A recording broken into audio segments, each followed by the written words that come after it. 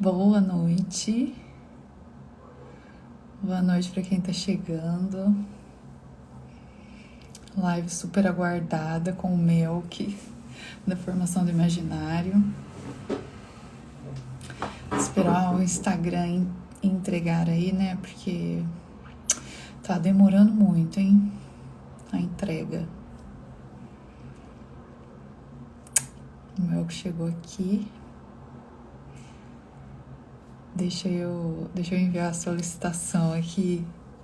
Eu ainda sou bem... Acenar? Não, não é acenar. Eu acenei pra você, Melk, não é acenar. Aqui. Deu certo. Vamos ver. Yes. Olá, Tudo bem, Melk? tudo ótimo. E Tá contigo, me Kelly? ouvindo? Tudo bem também. Eu faço sem fone, eu não sei se dá pra me ouvir bem. Dá pra ouvir bem? Dá pra ouvir bem tranquilo. Dá? Dá. Ah, legal. Agora eu tô Melk, vendo queria te que agradecer. a minha câmera tá uma bagaceira aqui. Pera aí, bora Ah, fingir que tá. eu não entrei ainda. Tá. Você não é no Rio Grande do Sul que você mora, né? Não, eu tô morando em Santa Catarina, né? Perto de Curitiba, perto de Joinville. Toda vez eu falo Rio Grande do Sul, Melk. É, Santa Catarina. Ainda não cheguei lá. Um dia a gente chega, né? A gente saiu da Bahia, já tá aqui. Acho que Bom, um dia a gente chega lá. andando aí. Melk, eu queria te agradecer pela sua generosidade de estar aqui numa segunda-feira para a gente conversar um pouco. O que me inspirou nessa live foi aqueles seus destaques sobre a Revolução, que você tem a Revolução 1 e 2. Aquilo lá dá para fazer um curso, né? Sim, aquilo lá. Eu comecei a fazer, né, aqueles Cara, destaques. E chegou uma hora que eu falei, não dá mais para continuar isso não, aqui. Pô, eu nem sabia que os destaques tinham limite, né? tem Aí chegou em 100 stories. Aí eu falei, você não pode mais continuar. Eu abri outro destaque para salvar o que você tinha feito. Aí eu falei, mais. não, não dá, né? Aquilo tem que virar um livro ou um curso, qualquer coisa do tipo. Não dá para continuar nos stories que fica muito disperso. Exatamente, é muita informação e assim, é diferente, tipo, das pessoas lendo ou ouvirem você falando, sabe? Uhum.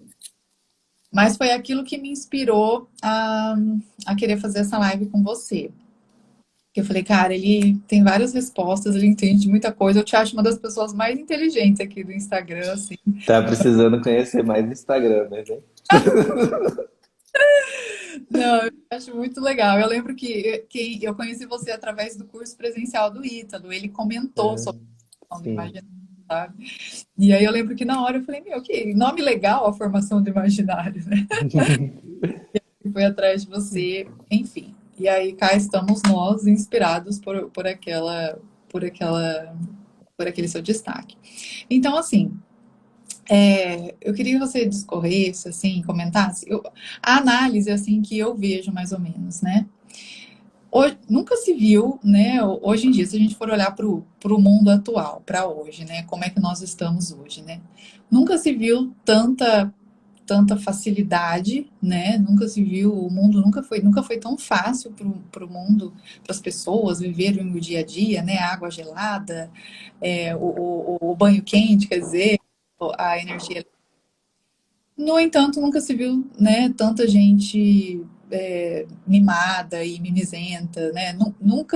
Nunca se foi assim tão, nunca se esteve tanto tempo na escola e nunca se viu tanta gente burra sem saber falar, né? Nunca se passou Uhum. tempo na escola, nunca se teve tanta liberdade, né, entre aspas, e no entanto nunca se teve tanto caos interior, tanta perda de sentido. Então, alguma coisa deu errada, né, Mel? Que alguma coisa se perdeu ali pelo caminho, né? Então, assim, quando a gente se faz essa pergunta, cara, o que será que foi que deu errado, né? Aonde foi que tudo. Aí, quando a gente vai analisar pela educação, né? Me corrija se eu estiver errada, mas se eu não me engano, a palavra educação do latim, ela é ir para fora, não sei, se Uhum. não me Isso engano, é ir mesmo. para fora. Uhum. Então, se a gente for investigar pela educação, antigamente, né, lá na época dos grandes filósofos, do Aristóteles, a educação ela tinha realmente esse papel, né, ir para fora, né, os caras e eles iam, né, para a realidade através da observação, eles capturavam a verdade, né? Então, usando aquilo que eles têm de mais superior, né, que é a inteligência. Era isso a educação e realmente era assim que funcionava e dava certo, né, digamos. Hoje em dia, né, me parece que a educação, ela castra essa inteligência, né? Ela castra essa parte mais superior que é a nossa inteligência, que era olhar a verdade, né, que é captar a verdade. E ela, na verdade, é uma educação que ela está exercendo um papel contrário. Ela quer que você não veja a verdade, né? E ela quer te manipular ali de alguma maneira. Então, assim, eu queria, talvez você contando rapidamente, né, historinha, assim, desde lá de trás, Uhum. né, porque antigamente era tudo guiado pela igreja, a educação, hoje em dia é guiado pelo Estado.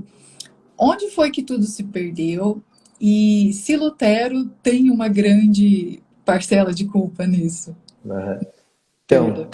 tem muita coisa, tem muita informação na pergunta já. É, E uma coisa que é meio evidente, né? Nós nunca fomos tão mimados porque nós temos muita facilidade, né? Nós temos muito mimos, como você falou, a gente tem energia elétrica, a gente tem um chuveirinho quente, eu tenho um aquecedor, ar-condicionado, um carro que me leva para onde eu quiser, né? Não preciso montar num lombo do jumento.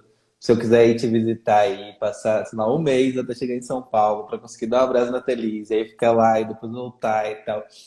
Você pega o avião, compra avião, compra passagem em casa, no celular, muito vai, volta, tudo extremamente confortável, né? Então, como a gente tem muitos mimos, objetivamente a gente vai ser mais mimado do que nossos avós, por exemplo, né? enfraquecido. Então, isso enfraquece, né? O problema não é do mimo em si mesmo, né? É muito bom poder, se eu quiser te visitar, eu compro uma passagem hoje e amanhã eu tô aí, né? Isso é muito bom, objetivamente é muito bom. Só que a gente precisa olhar para a coisa como não como um fim, né? É um meio que a gente tem de facilitar a nossa vida. Mas a Exatamente. gente continua tendo de agir, de trabalhar, de conquistar coisas para usufruir desses mimos. E uma outra coisa que a gente perdeu é o seguinte, né? Imagina o tanto de esforço que existe e teve de existir. Eu consegui pegar meu celular, entrar num site de passagens, comprar essa passagem e ir te visitar. Né? Teve que ter um cara com a genialidade de Santos Dumont, que dedicou a vida dele quase toda, foi criticado por todo mundo, zombado, para pensar no meio de transporte como aquele. Teve que ter alguém que criou a internet, teve que ter alguém que criou um celular, criou um computador, tem que ter um monte de gente monitorando esse sistema que eu vou usar. E a gente esquece de tudo isso, né? Então, isso aqui tem a ver com a sua pergunta, né? Um dos problemas do homem moderno não é só porque ele é muito mimado, né? É porque ele esquece o esforço que existe para ter cada um desses mimos, né? Ele esquece a história que existe para ter cada um desses mimos. Ele esquece que para a gente estar fazendo essa live aqui, um monte de gente teve que trabalhar e tem que estar trabalhando agora para que essa coisa funcione, né? Então, isso exige trabalho e esforço humano. Eu tenho que ter alguma gratidão a isso, não achar que é só porque eu tenho um celular, liguei aqui, pá, coloquei e de repente a gente está conversando, né? Não, tem um monte de coisa por trás. E quando a gente apaga essa existência das outras coisas que facilitam a nossa vida, a gente vive como se fosse um reizinho, né? Acha que as coisas estão funcionando só para ajudar a gente, para nos paparicar, para nos mimar. Exatamente. E em relação à, à educação, então, como que a educação sempre existiu, né?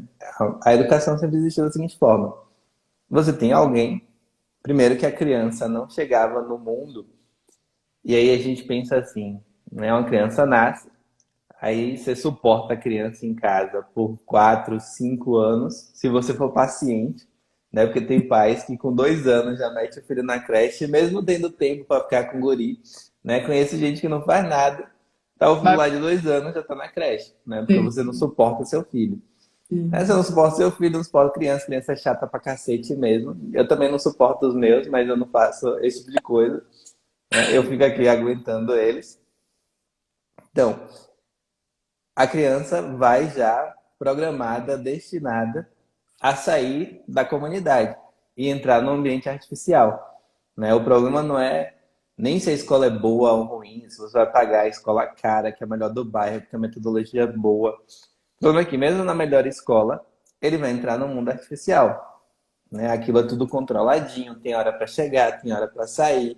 Você tem que cumprir certos requisitos para estar ali. Você tem que calar a boquinha quando a professora está falando. Você tem que sair na hora que ela quer que você saia. Você tem que entrar na hora que ela quer que você entre. Toca um sininho que controla a sua vida o dia inteiro. Então, a criança sai do ambiente natural, de uma comunidade, em que você vai aprendendo coisas com as pessoas que estão nessa comunidade. E ela entra num ambiente que é todo artificial e que o projeto para educar a criança já está todo definidinho. Uhum. Então, imagina que eu sou uma menina, né, de, sei lá, 8 anos. Eu vou para a escola todos os dias e meus pais pagam mensalidade para eu ficar em período integral, né? Então, eu chego lá, sei lá, 8 horas da manhã e saio 6 horas da tarde. Eu vivo meu dia inteiro como um empregado de fábrica, né? Todo controladinho ali, tudo organizadinho, e eu não tenho liberdade e autonomia para nada. Com Aí 8 anos. pensa que eu queria, sei lá, eu vejo, né? Pego o meu celular de vez em quando, entro no seu perfil, entro no perfil do seu, da Raíssa, da Mal, e falo, nossa, como essas mulheres se maquiam bem, né? Eu queria me maquiar como elas. Aí ela tem a sorte de poder entrar em contato contigo pelo celular.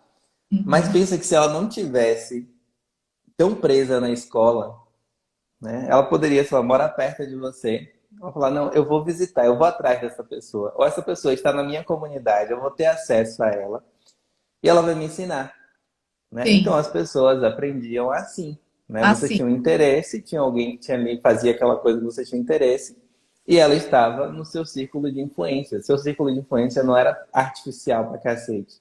Era o mundo real. Mundo Então, real. essa guria que queria aprender aprender maquiagem, você estava ali, ela mora no mesmo prédio que você. Aí a mãe falou, ah, não, tem uma moça aqui embaixo, você maquia super bem, eu vou te levar lá.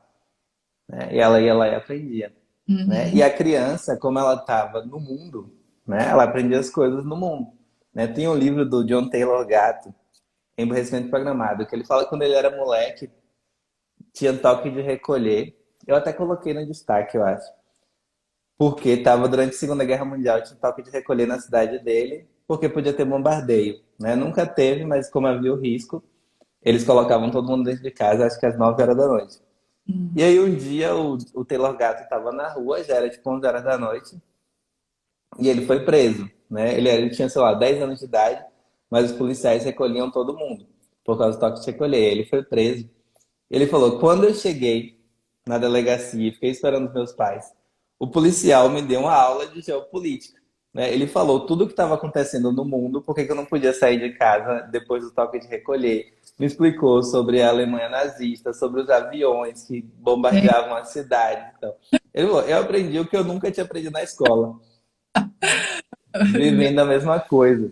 Então, esse é um problema, né? É um problema tanto para o adulto mimado, quanto para a criança. Tudo é artificializado demais e no mundo artificializado demais, o que está no entorno dessa artificialidade escapa do horizonte de consciência da pessoa. Né? Então a criança, ela, por exemplo, numa escola, você só tem acesso às pessoas que fazem parte do mesmo círculo social que você. Então pensa se o filho do Ícaro de Carvalho fosse para a escola, né? O Mateu. Hum. Ele teria, provavelmente, o Ícaro colocaria ele na melhor escola de Santos e ele conviveria ali com as pessoas que são mais ou menos da classe social do Ícaro. Né? Sim. Agora, quando você entra no perfil da Ana Sense e do Ícaro, você vê que esse moleque, se estivesse em período integral na escola, que ia conviver só com um tipo de gente, convive com uma porrada de gente diferente. Né? Gente de Muito. todo vai pra paróquia, aí tem gente lá que é pobre, tem gente lá que é milionária também, tem gente que é classe média, tem gente que é funcionário público. E tem filhos dessas pessoas que são de meios sociais diferentes. Então Sim. você não está preso no seu mundinho. que a escola aprende a criança? Você está no mundo real, né? Você está no mundo em que tem coisas diferentes do que você vê em casa. Você está no mundo em que tem pessoas que vivem de uma forma que você não vive, né? Que você não tem acesso dentro de casa, com seus parentes, com seus primos. Você só tem acesso se você for jogado no mundo real. Então, um dos problemas da escolarização é esse. Ela quebrou o que eu chamo, né? Eu dei uma aula uma vez para um grupo de professores e pais homeschoolers. E aí eu Sim. falei disso e todo mundo ficou meio que chocado, porque a princípio todos os pais homeschoolers acham que quem tem a primazia da educação é a família, Hum, né? Quem que tem mais direito sobre a educação de uma pessoa é a família. Só que eu sou católico, você também é católica, né? Para um católico, não é a família que tem a primazia da educação. É a igreja. Por quê? Porque a igreja ela está mais próxima da verdade do que a família, né? A igreja detém a verdade muito mais do que a família.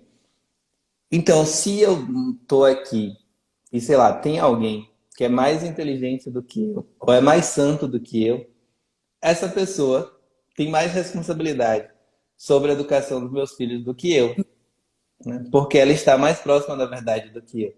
sim. Então, a primazia da educação sempre foi compreendida nas comunidades católicas desse modo, né? As pessoas que estão mais inclinadas à verdade, os intelectuais, os sábios, os santos, eles vão se dedicar a ensinar essas porcarias aqui da nossa casa, né? Porque eles se destacam enquanto pessoas que possuem a verdade. Uhum. E aí, você, com a criação das escolas, que é um projeto político, né? Já não é mais quem detém a verdade que vai ter o caráter de educador, né? É a Exatamente. pessoa que tem o diploma, que está lá, passou no concurso, entrou, pá.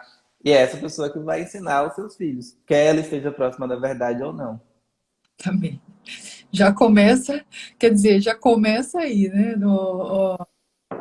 Merda toda, já começa ali nos primeiros anos ali de vida, então, né? Porque é como se fosse uma manipulação mesmo, né? Uhum. E vai, aí já não é formado, né? Igual você estava falando, não é mais formado, como não é formado por esses sábios que estão próximos da verdade, não vão ser formados para buscar essa verdade, vão ser formados para mão de obra, né? Digamos assim. Uhum. Ah, é para que se tenha mão de obra, para que saia dali mais operários, digamos assim, né? A escola, a escola e a universidade, né? Ela é um meio de garantir que você vai ser um bom funcionário, né? No fundo é isso. Então, Exatamente. que eu sou um empregador, e aí tá a Carol aqui com ciúme de você. A Carol colérica, blonde in black. É, É, imagina tá a Carol é arquiteta. E tem outra, a Ellen tá aqui também, imagina que a Ellen também é arquiteta, né? Se eu tô pensando em contratar um arquiteto e a Carol me apresenta a graduação, após, né, o mestrado, o doutorado, pós-doc, na área em que eu preciso do arquiteto, eu tenho uma garantia de que aquela pessoa, em tese, domina aquele assunto, né? Sabe trabalhar naquele esqueminha ali que eu estou precisando. Então, a função da escola e da universidade é facilitar o trabalho de um empregador, né? É só isso, né? Não é garantir que você vai ter conhecimento de nada. É garantir que você vai ser um bom funcionário para alguma coisa. No mundo capitalista como a gente vive, em que você não tem relações tão próximas, né? Relações tão íntimas dentro de uma comunidade, você precisa desses artifícios, objetivamente. Só que o erro maior é você deixar que aqueles que vão educar também sejam escolhidos pelo mesmo artifício, né? Você escolhe os professores pelo mesmo artifício. Aí é que está o problema. E a pessoa não precisa garantir que ela sabe de fato para dominar o papel de educador. Graças a Deus a internet está mudando um pouquinho isso, né? Então você escolhe seu professor aqui dentro e você escolhe porque você percebe que a pessoa realmente sabe alguma coisa. é. Você acha assim, então, que, por exemplo, se nas escolas infantis, digamos assim, tivesse como tutores, né, como professores, os sábios, digamos assim, que a pessoa tivesse que ser, né, alguém na busca pela verdade, com a sabedoria, sei lá, filósofos, não seria um problema colocar as crianças lá para se formar. Não seria. Você vê, por exemplo, as pessoas criticam muito o que os jesuítas fizeram com os índios. Né? Ah, que absurdo, os jesuítas vieram para cá e acabaram com a cultura indígena, blá, blá, blá, blá. Mas ó, quando os jesuítas chegaram aqui e os índios perceberam que havia possibilidade de aprender coisas que eles não aprenderiam longe dos jesuítas, eles se inclinaram a aprender com aquelas pessoas, né? Não foi um tipo de, ai meu Deus, o homem branco chegou para ferrar com as nossas vidas. Não, eles falaram, não, os caras estão querendo ensinar a gente, bora lá aprender alguma coisa. E eles Sim, colocavam as crianças para aprender com os jesuítas, né? E os jesuítas se esforçavam também para aprender, tanto que São José de Anchieta é o primeiro a sistematizar uma gramática do tupi para poder facilitar a educação dessas pessoas. sim. Então, aquelas famílias, né, elas colocavam os filhos para serem educados com aqueles padres. Né? E aqueles que tiveram a sorte de estar perto de São José de Anchieta, que era um gênio, pô, aprenderam coisas pra caramba. Aprenderam muita coisa. E ele criou muitas coisas para facilitar esse processo pedagógico. Então, tem esse primeiro aspecto, né? Se as pessoas soubessem que elas vão colocar um filho numa escola e que o filho vai ser educado por bons educadores, por pessoas que realmente sabem aquilo que se propõem a ensinar, isso facilitaria bastante. O outro problema é que um padre jesuíta que chegou aqui no Brasil no século XVI para educar os indígenas, ele educava, sim, ele sentava numa pedra, né? Vinha os moleques, ouvia ali no meio da pedra, depois voltava lá para a tribo e ficava todo mundo fazendo as coisas que tinha que fazer. Então, não era fora do mundo real, não era no ambiente artificial. Ah, Né? tá. O segundo problema é, não basta só ter essas pessoas educando, né? Elas têm que educar A de forma, forma que a criança continue participando da comunidade, porque senão fica a mesma coisa, como se fosse assim, fica aquela coisa nas nuvens, né? Assim, aqui é o mundo do conhecimento e lá fora é outra coisa. outra coisa. É como você vê alguma solução para isso hoje, Mel? Que você já pensou em fundar alguma coisa? Não sei, você enxerga alguma. Porque é um ciclo vicioso, né? Não adianta. Aí vai crescer, formar esses professores que vão lá pegar o diploma, que vai entrar e, enfim. Você já pensou em alguma maneira de cortar esse ciclo de alguma maneira? Eu acho que a primeira coisa que tem que fazer é o que os pais estão fazendo, né? Muitos pais estão falando assim, ó, não tem como mandar o meu filho para a escola, né? Aham. A gente aqui em casa nunca foi decidido a fazer o homeschooling, né? Por incrível que pareça, a gente cogitava Uhum. colocar o Benjamin na escola, porque a gente morava em Minas, numa cidade que tinha 3 mil pessoas. Eu era Uhum. professor da única escola que tinha lá, conhecia todo mundo. E era uma oportunidade de ele. Assim, a escola, numa comunidade de 3 mil pessoas, ela não é tão artificial quanto essas escolas estão falando, porque, por exemplo, só tem aquela escola. Então, o filho do prefeito e o filho do padeiro estão na mesma escola. Aham. E dentro da escola tem coisas, tem projetos que são da vida real daquela comunidade. Né? Então, ali era um ambiente, era artificial também, mas menos artificial do que a maioria das escolas, principalmente nas cidades grandes. E a gente cogitava, mas quando começou a pandemia, que a gente já estava aqui em Santa Catarina, a gente falou, não tem condições de matricular uma criança na escola para ela não ir para a escola. Então a gente começou sim, a gente colocou como propósito fazer o homeschooling. Sim. A primeira coisa que eu acho que todos os pais têm que fazer é isso, né? Porque a primeira decisão cabe aos pais.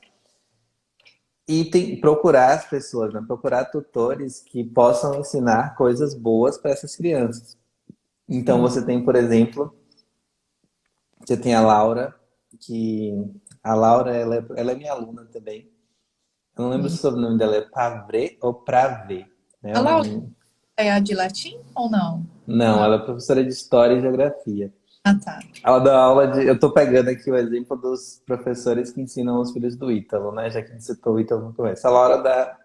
Eu nem sei se posso falar isso, mas ela é professora de História e Geografia. Você tem a Amanda, que é professora de português. Eu fiz uma live com a Amanda também esses dias, que é professora de gramática, eu acho, dos meninos. O Ítalo já comentou as histórias dele, então eu sei que posso falar.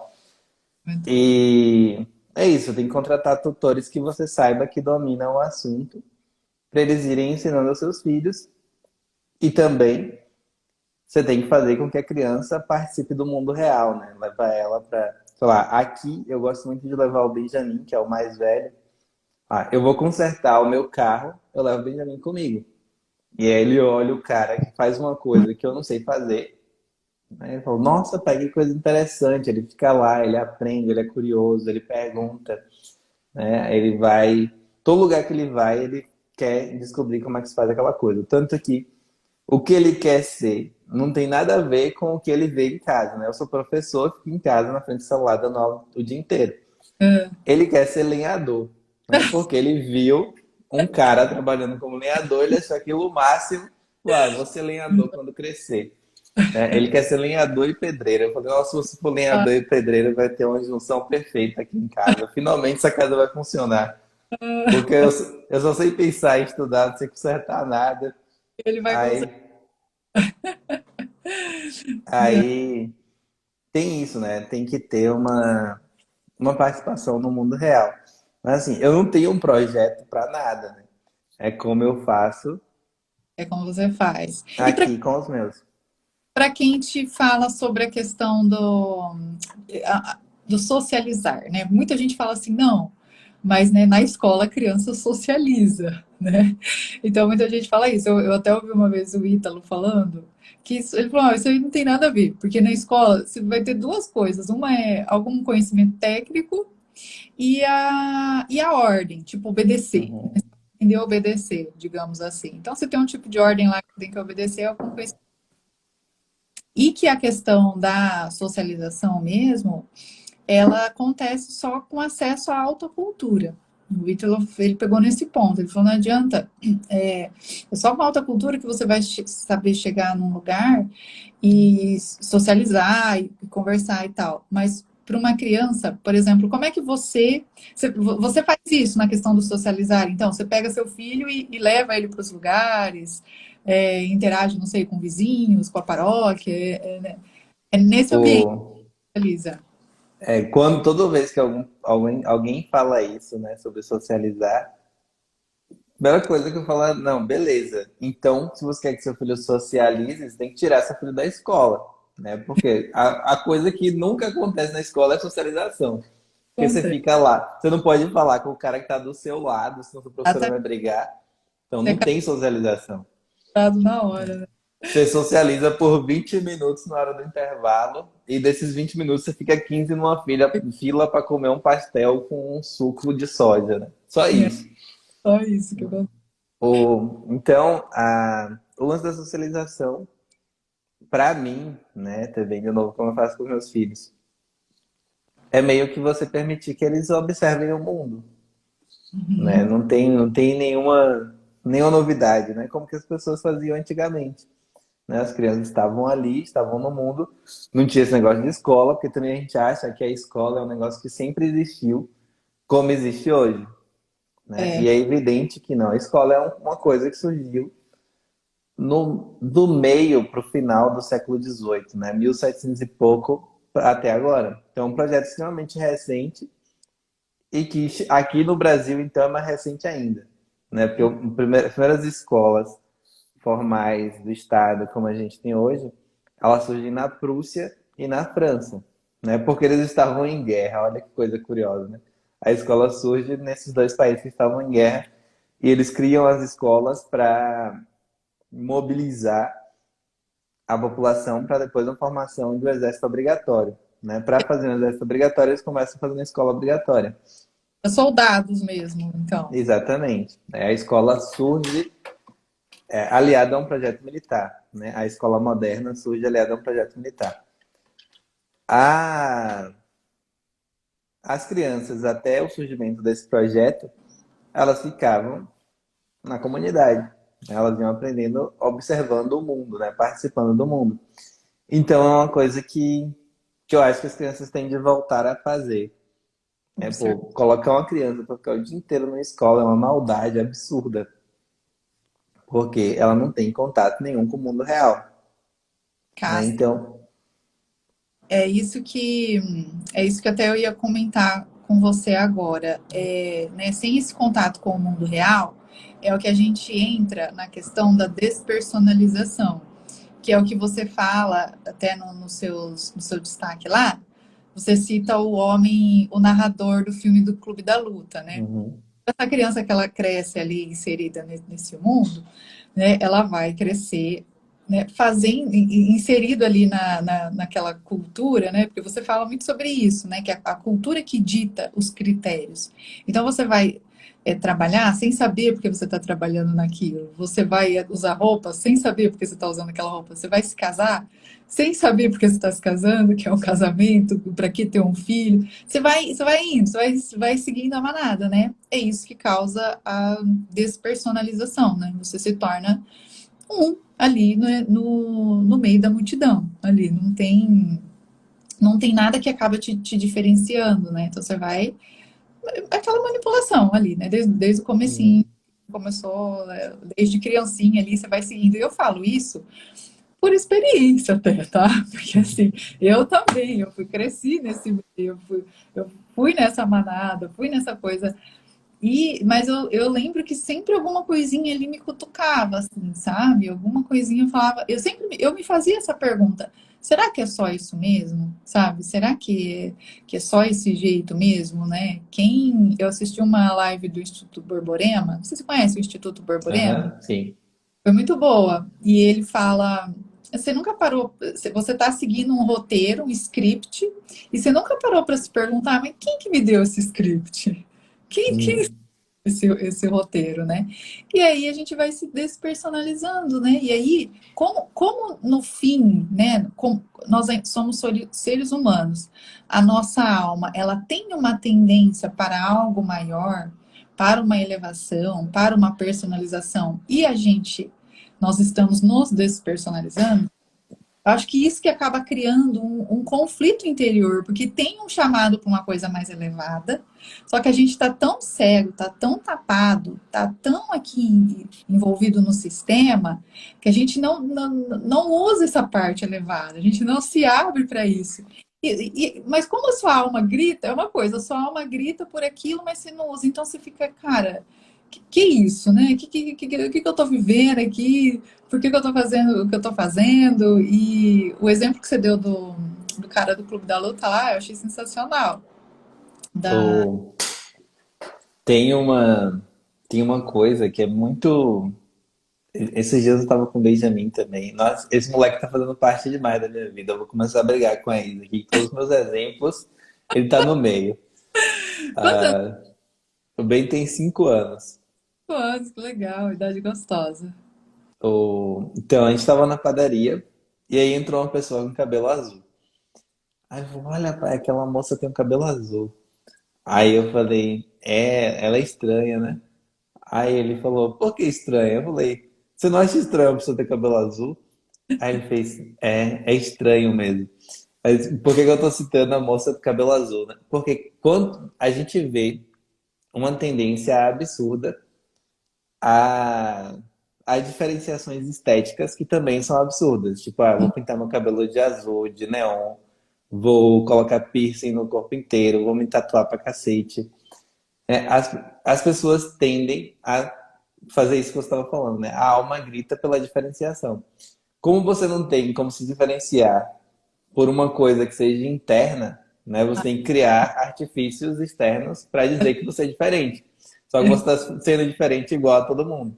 Boa Né? sacada. Então, quanto mais as pessoas tendem a cair nesses critérios estéticos de diferenciações absurdas, mais você percebe que aquela pessoa está procurando uma personalização, Não, mas ela nunca vai encontrar porque a personalização depende de critérios internos e não de critérios externos. nossa, Né? Não é a cor do seu cabelo, não é o tanto de tatuagem, né? O tanto de piercing que você tem, que vai te diferenciar, né? Uma coisa é o professor Olavo aparecer todo tatuagem, cheio de piercing, cabelo neon. É, Não vai ser nada disso que vai destacar é, ele no meio dos outros. E outra coisa é um guri de 13 anos, que não tem nada, aparecer assim, né? Ele se destaca só pelo absurdo mesmo, pela estranheza que ele causa. E a gente vê que as pessoas estão caindo muito nessa, e justamente pelo que você está falando, né? Elas não têm mais uma personalidade que se destaque por princípios internos, né? Por critérios que estão no seu interior e que as pessoas possam perceber, e isso simplesmente convivendo com elas, né? Perceber que elas têm algo de diferente no interior convivendo com elas. é. Então, a escola, objetivamente, é um dos canais de padronização do ser humano. Eu sempre dou esse exemplo. Eu estava dando uma aula uma vez para uma turma de terceiro ano, era pré-ENEM. E essa turma era uma escola muito grande em Salvador, uma escola muito cara também.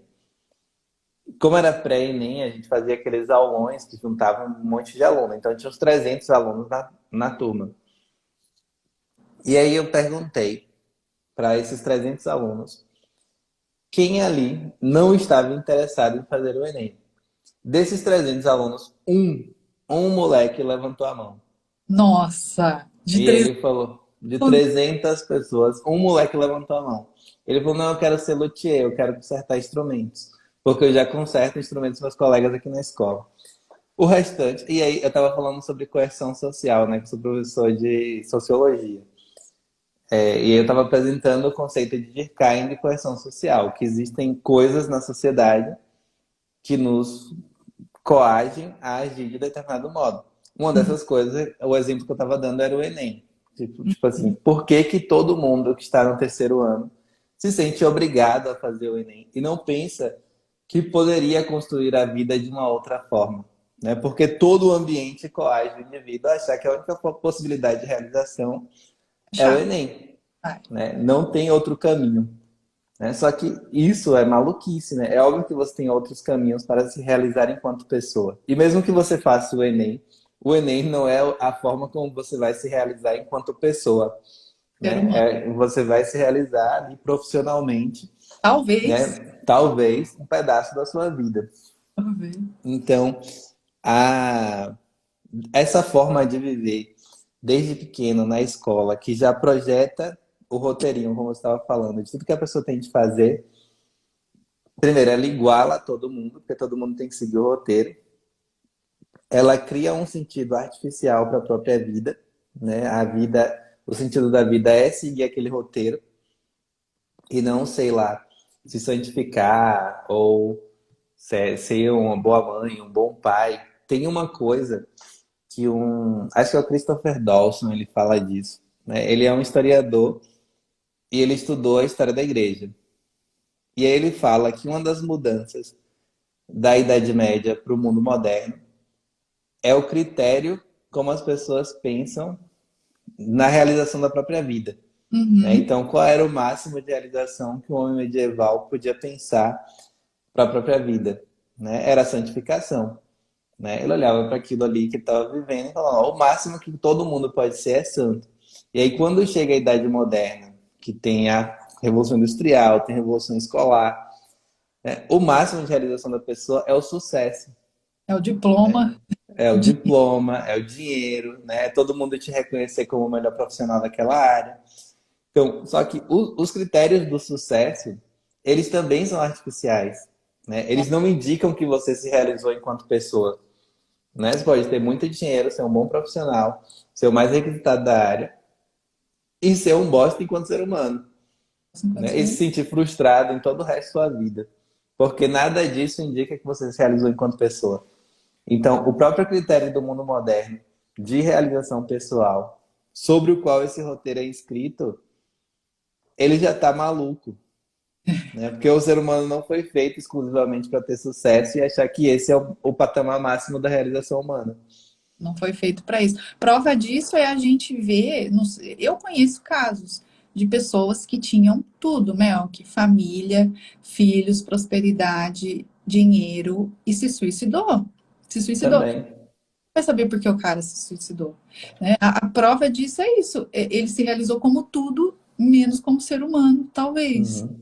Então, Sim, eu conheço muitos casos assim também. E o fato de que a nossa sociedade tem um alto índice de depressão, um alto índice de suicídio, é porque falta essa cultura que garanta às pessoas uma realização mais plena, né? Que elas se realizem enquanto pessoa. Porque se as pessoas pensam que a vida não tem sentido, que vale mais a pena se matar do que continuar vivendo, é porque aquilo em que ela colocou a esperança, né, tá falido.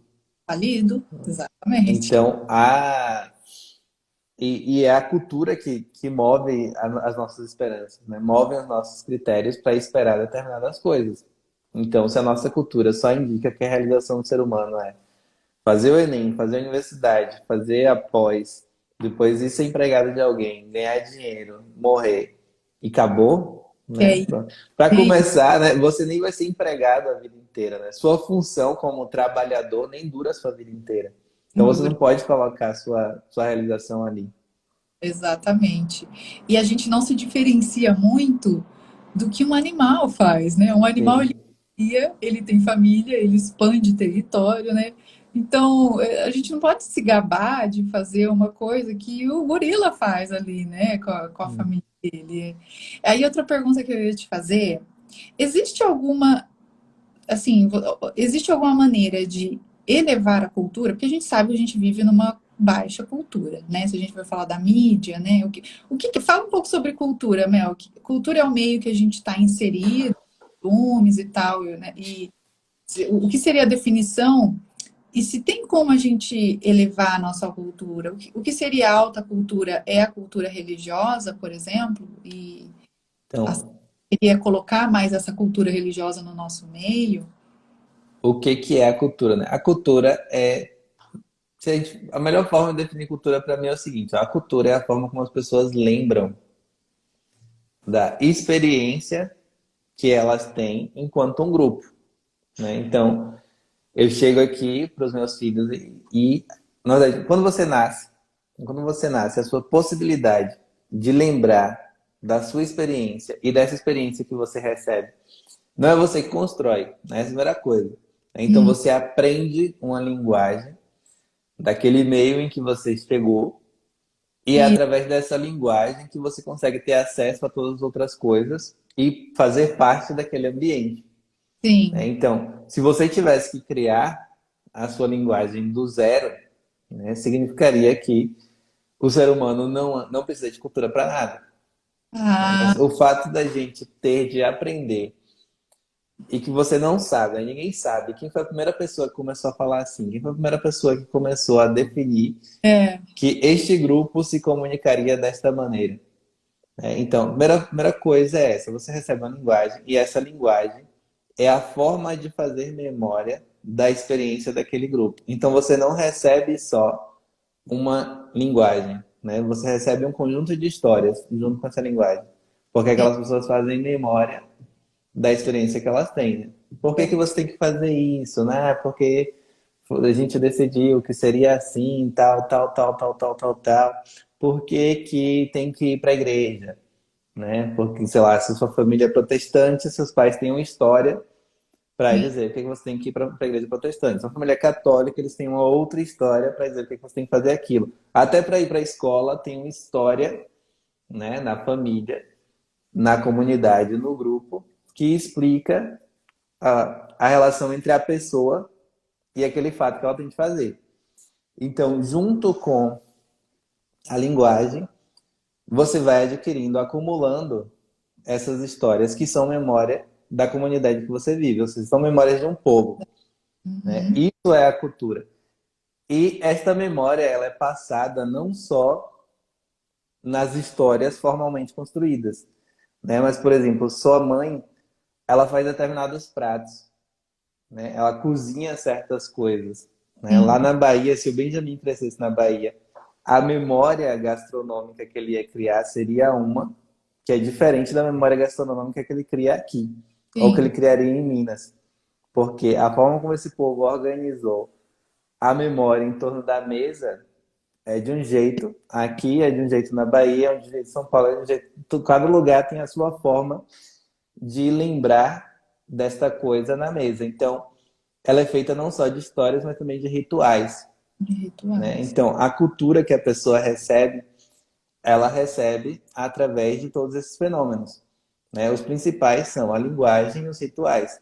Isso vai incorporando na personalidade, né? Entendi. Vai dando à pessoa uma personalidade que não é a personalidade que ela define, né? Que ela escolhe. É aquela personalidade que a gente recebe, né? A Tem, gente, tem a primeira parte da nossa personalidade, que é estrutural, biológica, mineral. Então eu tenho um tom de pele, eu tenho um temperamento, eu vou atingir determinada altura e outra pessoa não vai, né? Então você tem o primeiro fato de quem você é esta coisa que você não se deu, por exemplo, seu temperamento, né? Então, um colérico sempre vai reagir ao mundo de uma forma diferente de um sanguíneo. Eu acho que você é colérica também, né?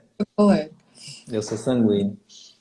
E a segunda coisa que você recebe, né, como destino, né, aquilo que é destinado a você, são esses elementos da cultura, né? Então você recebe uma linguagem, você recebe certos interesses que você vai ter a vida inteira, que não vai ser você também que se deu. Você recebe um nome, você recebe uma experiência religiosa, e tudo isso os antigos chamavam tudo isso de destino, né? Então todos os seres humanos eles têm um destino. O destino não é aquilo que está no futuro, né? O destino é aquilo que está no passado, aquilo uhum, que foi destinado a você e que na- você tem que aceitar e legal. viver de acordo com aquilo que foi destinado a você. Só que para você ter mais personalidade, aí é que tem o pulo do gato, né? Para você ter mais personalidade, você precisa ter mais cultura. Porque a sua cultura local, ela só te oferece um certo limite de possibilidades, um certo limite de realizações. E normalmente, isso que ela oferece não é, a gente não vive no limite da nossa consciência, né? A gente só repete porque sempre foi o que a gente sempre fez. E aí, quando você lê, por exemplo, um romance do Dostoiévski, você fala, pô, aqui tem um jeito de viver que eu não alcancei na minha cidade, né? Assim, Aqui tem uma forma de fazer as coisas que meus pais não me ensinaram, né? Então, eu estou descobrindo novas possibilidades humanas, elevando a minha cultura através disso que o Ítalo estava falando, né? Só existe socialização pela alta cultura. Por quê? Porque sem a alta cultura, eu só consigo me comunicar com o meu gueto, né? Com o meu bairro, né? Agora, é com a alta cultura que eu estou me abrindo para poder me comunicar com todo tipo de gente. os novos Então, vida. é isso que faz com que a gente vá se tornando mais gente, né? E, curiosamente, na sua pergunta tem uma coisa que é muito interessante. Curiosamente, aquela coisa que mais iguala as pessoas, né? Que mais faz com que as pessoas de uma mesma comunidade deem saltos para fora do grupo é a religião. Então, você vê, por exemplo, qual que é a coisa que é feita igualmente aqui nos Estados Unidos, no Canadá, na Bahia, para quem é da religião católica? São os aspectos da religião, né? Ou se Uhum. você é muçulmano, também é a mesma coisa, né? Qual que é a coisa que é feita igualmente aqui na Síria, no Cazaquistão, né? São os aspectos fundamentais da religião. Em todas as religiões é assim, né? Para Sim. um budista, para um hindu, né? E é mais ainda para o catolicismo, porque o catolicismo ele não precisa fazer transformações culturais. Uhum. Então, dentro da religião, você vai incorporando certos ritos, né? Que vão te formando enquanto gente, que servem para todo mundo, né? Servem para as pessoas que fazem parte daquela religião no mundo inteiro. Então é óbvio que se serve para mim que estou aqui, para você que está em São Paulo, que tem uma história diferente da minha, que serve para o cara que é esquimó e é católico também, né? É evidente que isso aí também é alta cultura, né? Entendi. É um tipo de cultura, são tipos de rituais que se adequam a todos os seres humanos. Então você está adequando a sua humanidade a um tipo mais universal. Uhum. Uhum. Nossa, não tem, digamos assim, a gente pode resumir então. Não tem como ter acesso à alta cultura sem ter um acesso a uma coisa. mais elevada, digamos, a religião, assim, né? Acho que Não tem como. isso, Você pode até ter a cultura formal dos livros e tal, esse mas, acesso, né, à é, cultura, né, à literatura e tal. mas isso não é suficiente, obviamente. Agora, Mel, que olha o desastre que nós estamos, a nossa cultura é a mídia, né? A cultura, o que guia a gente aqui hoje em dia, né? É a mídia, que é igual você deu o exemplo lá da Malhação, do Friends. Nós estamos com um problema aqui, ele é sério, né? Ele é grave. Sim. É, quando, Para levar aqui o negócio. quando, quando a gente só tem essas referências, né? Então, quando a gente faz memória de alguma coisa, a gente vai usar essas mesmas referências. Então, nossa memória vai estar toda bugada, toda No- destruída.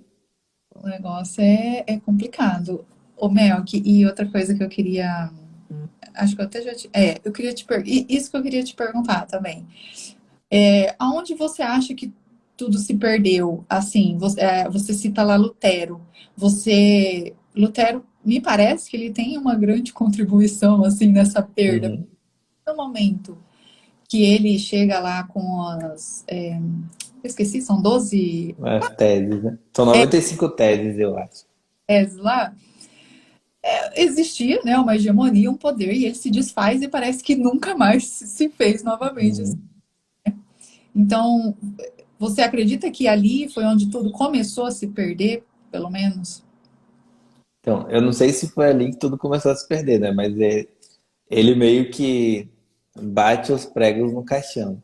Porque para ele próprio acontecer, alguma coisa tinha que ter se perdido antes, É. né? Eu acho que uma das coisas que se perdeu é dentro da filosofia tinha surgido uma escola que é o nominalismo, né? O nominalismo, basicamente, resumindo de forma tosca, é a ideia de que você consegue acessar um fenômeno pela palavra, né? Então, se eu digo a palavra tamanduá e aparece na sua memória, é uma imagem, não sei imaginário, a imagem do tamanduá, entre esta palavra e esta memória, não existe nenhuma forma de capturar a essência do tamanduá, né? São só imagens e palavras. Então, é como se o mundo da comunicação humana fosse todo determinado pelo mundo interior, né? Pelas imagens que eu tenho, pelas palavras que eu aprendi e tal. E isso nunca chegasse a acessar a essência das coisas. Uhum. Esse foi meio que o modelo em que o Lutero foi educado. E a segunda coisa é que o Lutero, por uma questão de escrúpulo, ele queria explicar tudo, né? O padre Paulo Ricardo, ele tem um curso ótimo sobre isso. Ele queria explicação para tudo, ele queria definir bem cada ponto da experiência. Então, quem é que define bem todos os pontos da experiência? Né? É o ideólogo, porque um ser humano normal ele vai olhar para a realidade e falar: nossa, tem um monte de coisa aqui que eu nunca vou definir, né? Nunca vou conseguir explicar isso aqui. O mundo é todo recheado de mistério e eu simplesmente vou ter que aceitar isso a minha vida inteira. Então, quando você tem esse impulso, essa tentação, que é uma tentação demoníaca, né? De querer explicar todas as coisas, definir todas as coisas e viver segundo critérios em que o mistério não existe, né? Você matou a vida humana, né? Você matou, tudo vai virar um jogo, né? Tudo vai virar um esquema, né? Se você não tem um mistério, tudo é um esquema, né? Você vai responder isso com aquilo, X com Y, isso entra em tudo, né? Até os relacionamentos hoje em dia. Total. Porque Nossa, o total. que é mais mistério do que uma pessoa que você vive por anos, você não consegue entender aquela pessoa, né? Só que vira um esqueminha, um joguinho, tal, uma merda isso. E você quer entender, né? Jesus não falou entendei-vos uns aos outros, Se fosse, eu tava lascado. não é? Não é entendei-vos uns aos outros. Não, nós entramos no. Mas assim, existe uma. Que nem você começou falando aqui sobre que a gente deve até uma certa ali, gratidão ao tempo que a gente vive, né?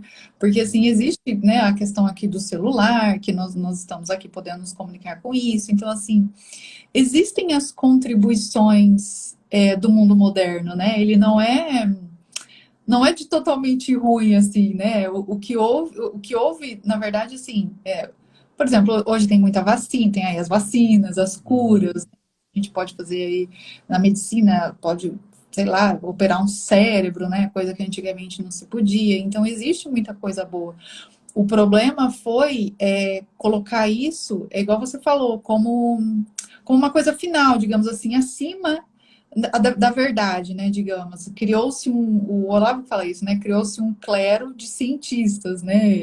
Uhum. O clero, ele era dos sacerdotes, hoje em dia o clero é de cientistas. Então, por isso que entrou no tudo tem que ser provado, o positivismo, o relativismo. Então, colocou-se tudo acima da verdade, digamos assim. Ficou mais importante a gente descobrir cientificamente as coisas do que simplesmente contemplar a verdade, né? Uhum. Eu acho que foi aí que é esse o caos do homem moderno, é ele ter desordenado as coisas, digamos assim, né? Porque existe a ordem, né? Existe uma hierarquia, Uhum. alguém que manda e alguém que é mandado.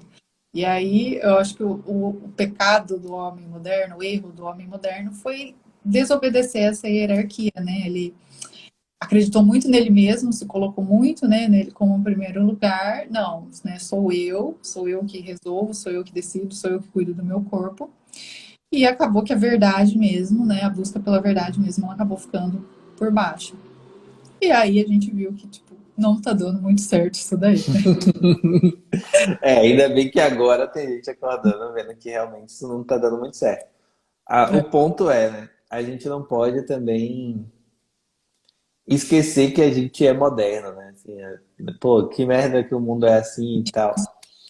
Só que se o mundo é assim é porque nós somos assim, né? Cada um em particular carrega o drama do seu tempo. É, Então, a, a gente tem que falar, pô, esta merda está em mim, né? E eu preciso primeiro vencer ela em mim antes de tentar resolver os problemas do mundo. E uma outra coisa é que é aquilo que eu estava falando do destino, né? Assim, seu tempo faz parte do seu destino, é uma coisa que foi destinada a você, não foi você que escolheu. E quem escolheu que você vivesse nesse tempo, que às vezes você compara com outros e percebe que é uma bosta, né? Quem escolheu, essa pessoa que escolheu que você vivesse aqui e agora, ela é mais sábia do que você, né? Ela entende melhor das coisas que você. Então ela sabia que era bom que você vivesse ali, tanto para o mundo quanto para você. para nós, exatamente. É verdade. A gente não tá aqui por acaso, né? Uhum. Eu sou eu e minhas circunstâncias, né? Então, eu não tô nessa Exatamente. circunstância aqui por acaso, né? Não. Deus escolheu porque ela falou, não, a melhor Telísia que pode existir é a Telísia que vai nascer aqui, neste lugar, neste momento. E ela vai ser o melhor momento para ela e ela vai ter a responsabilidade de ser a melhor também para esse tempo, né? Exato. Então ele tá fazendo isso com sabedoria, né? Se ele achasse que fosse melhor que a gente nascesse há 2.000 anos atrás, a gente teria nascido há 2.000 anos atrás. Anos atrás, exatamente. Não, muito legal, show. O Melk, bom, gente, o Melk, ele tem família, né? Então, assim, já deu aqui Eu uma. acho que eu vou entrar em outra live, mas eu não tenho certeza ainda. é, Aqui já deu 21 horas para mim. Não apareceu o tempinho, mas eu sei que você tem suas responsabilidades. Uhum. Eu adorei, eu amei, eu acho que foi super esclarecedor, assim. Você tem uma didática, uma pedagogia maravilhosa para ensinar. Com certeza você está na sua Que vocação. bom. Que bom, graças a Deus. Eu gosto muito de fazer live contigo, né? Aquela primeira que a gente fez sobre vida intelectual foi muito boa. E Foi agora também. legal, adorei, gente. Obrigada aí para todo mundo que esteve aqui presente. E é isso aí. Daqui a pouco a gente inventa outra aí. Daqui a pouco o Mel que aparece Pronto. polêmico aí eu vou querer chamar ele. É só chamar, Feliz. Eu que agradeço. Tá bom, gente? Brigadão, viu? Beijos. Eu vou deixar. Obrigado. Tchau, tchau.